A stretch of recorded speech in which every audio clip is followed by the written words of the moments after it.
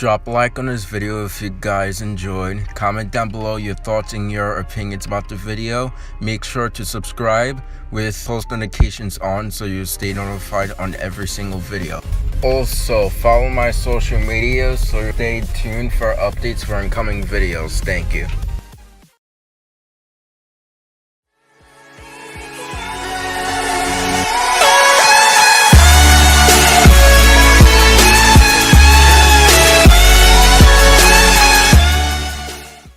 What's up guys, DylCraftZ here, welcome back to another reaction. So we'll be reacting to 10 Scary True Home Alone Stories by Mr. Nightmare. So now I'm reacting to this again. Well, I'm reacting to more of another one of Mr. Nightmare's videos because the last one did pretty good. I appreciate that. And plus, it's Halloween month, so, you know.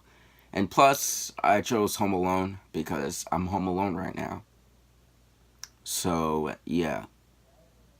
So, if you guys did enjoy my reaction, make sure to drop the like button, comment down below, and subscribe to the channel. We're only need 18 more until 500. When I get 500 subscribers, I will do a live Q&A on Google Hangouts with maybe you guys. You guys would really love that, and I would really like it too.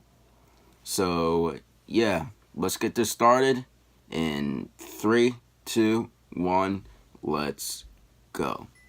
I'm already getting scared already. I was the only one home one Saturday night. I was sound asleep in my bed when I woke up and heard Siri on my phone talking. I turned it off, figuring it was just a glitch, and went back to sleep. An hour later, Siri woke me up again. I was a little freaked out now. Siri was responding to a strange sentence, "What that found for us?" And Siri's response was, "The answer is Thursday, July 4th, 1776. It was freaky as hell, but I still ended up dismissing it as a glitch. One more time, I woke up to Siri speaking. This time, the sentence that Siri was replying to was my full name, and her response was, "Here's the info for my name." At that point, I ran to my parents' I actually room, got scared because the sound from this, I actually thought it was like in my house somewhere. Really I actually got pretty scared now. I was home alone playing computer games at like 2 in the morning when a knock came at my window. My head shot around to face the window, but there wasn't anyone there. It was winter, so I had my windows shut, and my room was on the first floor. I guess you can call me the unconfrontational gamer type, so all I did was just shut my blinds to let the pranksters know that I wasn't interested. Enough time passed where I was able to forget about the knocking and get back into my game. It's actually getting me until the another chills a steady little set bit. of knocks came at the window. Because every sound effect, what I hear, I actually think that so it's in my uneasy house.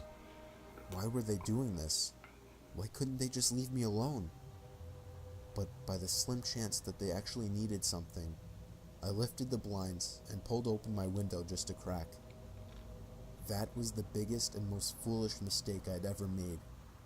2 hands from the darkness outside grabbed the bottom of the window and pushed it all the way up. I started screaming, throwing non-stop punches at the hooded man dressed in all black trying to enter my room. I grabbed the lamp sitting on my desk and bashed him in the head with it. He fell back outside, giving me the chance to shut my window. Wow. I saw him run away off our property into the darkness. I have never had a more horrifying experience. Wow. I lived way out in the country, like the turn off the paved road kind of country. I heard something crash on the roof and then smash into our metal chimney. For the next hour or so, I could hear it banging from inside the chimney, which should have been impossible since we had covered it for the summer. Then the front door started rattling as if someone was pulling on it, trying to get inside. I peered through the peephole but couldn't see anything. I finally threw open the door, and then everything stopped and went quiet.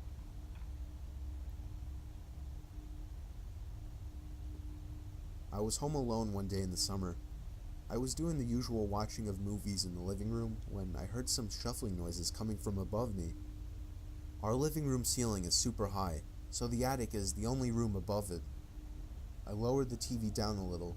I could better hear the shuffling noises coming from up there. The attic was connected to my brother's bedroom through his closet. I went to his closet and opened the attic door.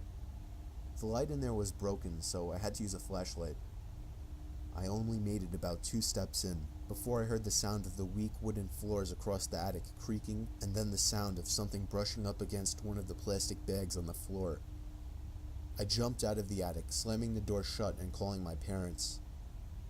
My dad had a look in there when he got home, but he didn't find anything. I'm just happy it's not my room that's connected to the attic.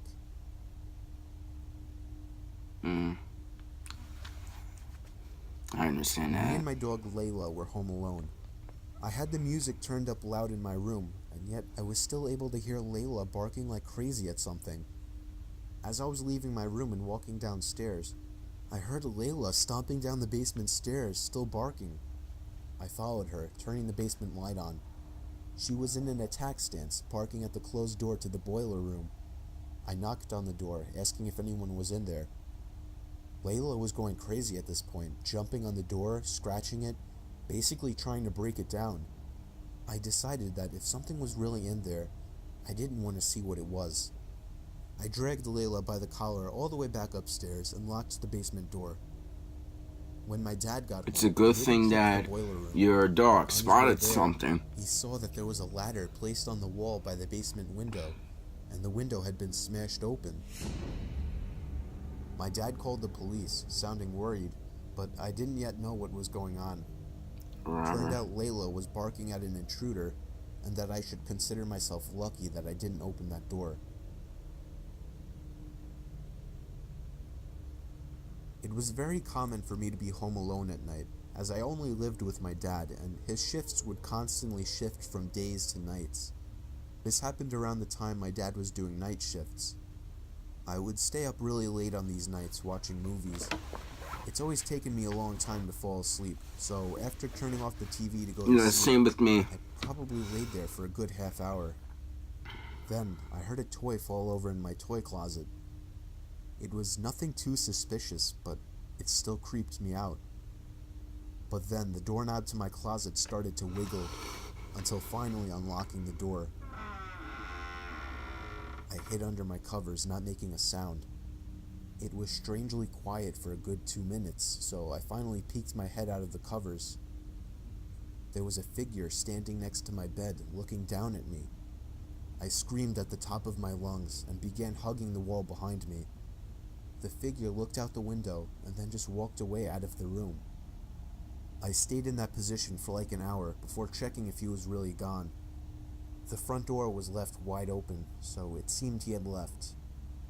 I didn't get a minute of sleep that night. Wow. I think This story this story was the most scary. I used to have a boy living next door to me that was obsessed with me. His name was Joey. Every time I would go outside, Joey would come outside as well, as if he were watching me through his windows, waiting for me. He was 17 and very weird, and he didn't seem to have any friends, as he was always home. I tried to give every sign possible that I didn't like this guy, but he wouldn't get the message. So I had to finally just tell him one day that I don't like him and to leave me alone. The look on his face that day is something that won't leave me. It was the kind of angry look a toddler gives their parents when they can't have a toy.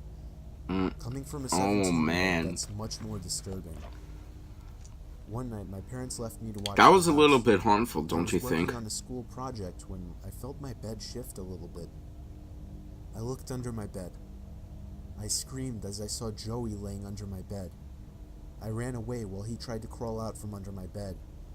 I ran to his house and rang the bell at least 10 times, telling his parents about it when they opened the door. Joey never came out of my house, so I called the police. His parents begged me not to, but I ignored them. The police found him still in my room and arrested him. Apparently, he admitted this wasn't the first time he had hid under my bed. They also found pictures of me scattered across his room. The most disturbing one was of me sleeping, and it was taken from inside my room. Oh, man. No, actually, this one was the most scary also, because neighbors close by, so I would usually just that's sit kind of in the weird, yard and though. tan on sunny days. Like, There was even a time Joey that the sun was out had strong, all of and I these was tanning in pictures my of yard. you scattered I around saw in your somebody room. standing That's in the most woods, creepiest. watching me. I sat up in a position ready to get up and run. Do you need something? I yelled. The guy walked out from the woods and over to me, telling me that he lives up the hill and was wondering if I could help him out with a broken water pump. I told him that I was about to head out and that I didn't have time. It was a lie, of course, but there was no way I was going with him. He walked off, back into the woods until passing a boulder, and I couldn't see him anymore. I was more creeped out than I had ever been in my life. So with that, I folded my lounge chair up and went inside, being sure to lock all the doors and windows. You would think it ended there, but it didn't. About an hour later, I realized I forgot my sunglasses outside in the grass, so I went back out to get them. I made sure the guy wasn't anywhere in sight before going out there. It took me a little while to finally find my sunglasses, and as I feared, when I looked up, I saw the guy again. This time, though, he wasn't in the woods. He was kind of hiding behind our shed so that only half of his body was visible. I yelled that I was calling the cops and ran back inside to do just that. The cops came and took down my description of the guy. Fortunately, I've never seen him since. Wow. This happened to me when I was really little.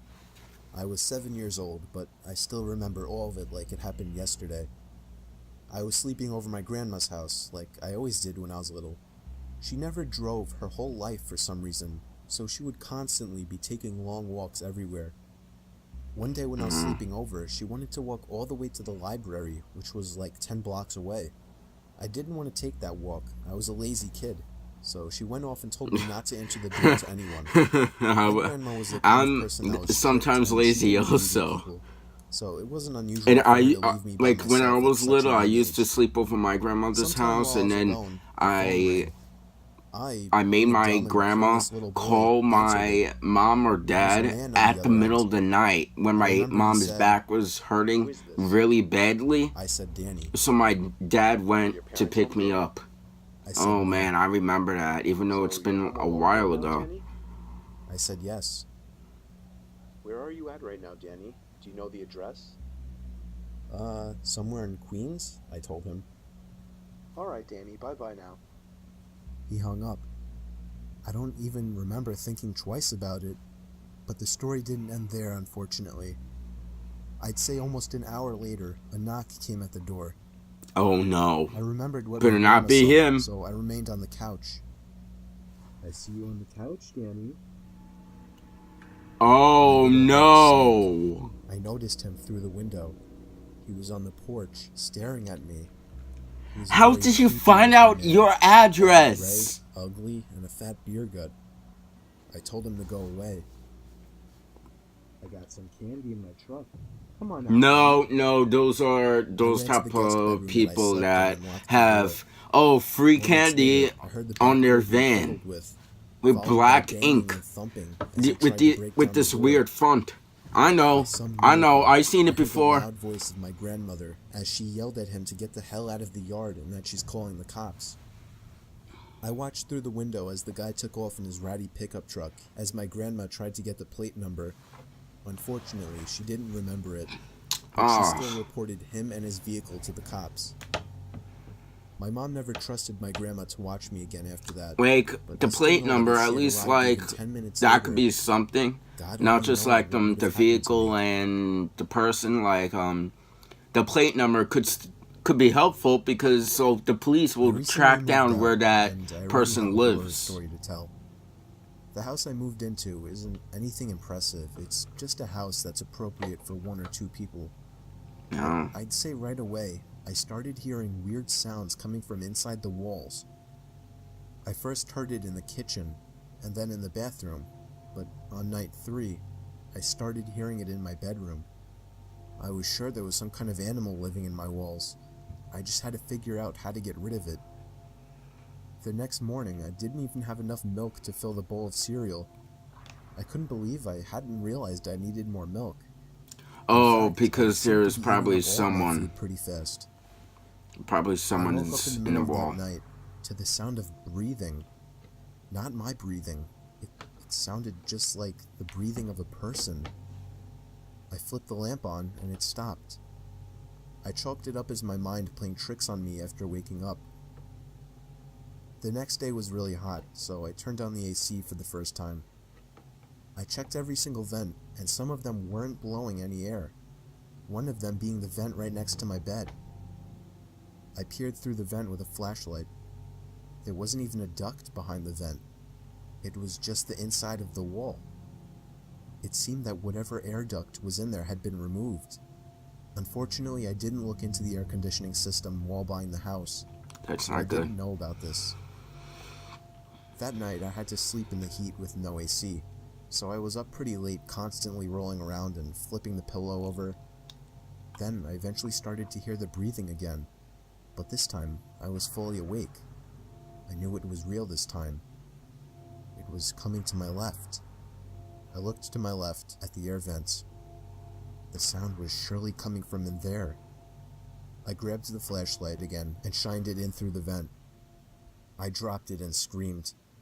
There was someone's face peering through the cracks of the vents. The first thing I saw were their eyes, open wide and glowing. I screamed all the way down and out the house. Probably it's I soon Pennywise. found out there was a crazy, dangerous homeless man living in my walls, and he had been eating my food ever since I moved in.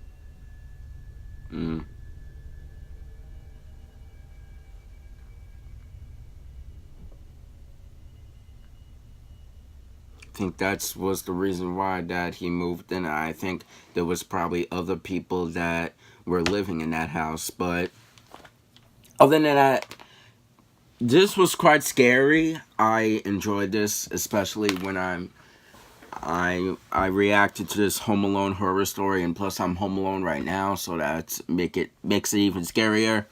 But other than that, guys, if you did enjoy my reaction, please make sure you smash that like button down below, and make sure you guys comment on your thoughts on today's video, and make sure you guys subscribe to the channel. We're almost up to 500 subscribers. So comment down below if you would like to be in the live Q&A for 500 subscribers. If you do, then make sure you add me on Hangouts. So yeah, on that, guys, hope you guys enjoyed, and I will see you guys in the next video. Goodbye, everyone.